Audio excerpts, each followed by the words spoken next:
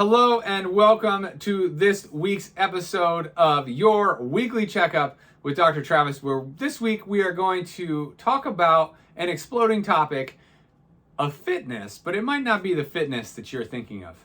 Look, your brain is not a muscle, but it does require exercise. It does require you to pay attention to it, and I'm going to give you some tips on how to stay mentally fit, because your brain really is a use it or lose it organ.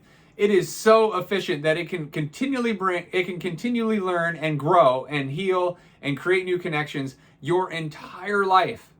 But it's also super efficient. So if there's things in there that you're not using, it is going to trim those or get rid of those.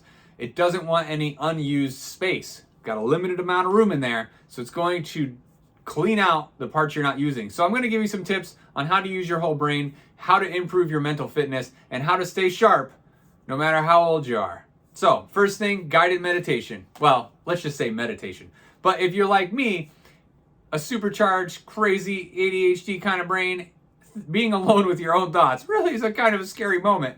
So meditation might not seem like it's something you want to do or even possible to you. So I do guided meditation. I use a technology called BrainTap. I wear this cool little headset.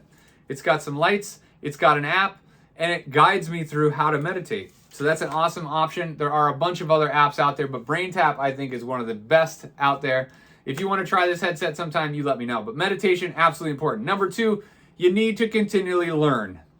Learning is absolutely essential. Number 3, I want you to use your imagination. When we're kids, we use our imagination all the time. We create things, we draw things, we color things. We do all sorts of things with our imagination. And as adults, a lot of times we stop doing that. So make sure you use your imagination.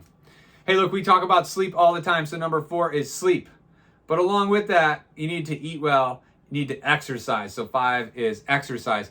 You really need to challenge the body through different movements, through balance, through all kinds of things. And then you got to make sure you're feeding it well with food and with sleep, okay? So 4 and 5 kind of go together.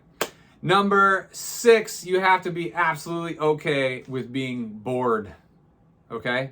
Your brain needs some downtime. It can't be constantly overstimulated. So when you're have 10 minutes of free time during the day, don't pick up your phone unless you're going to watch this blog.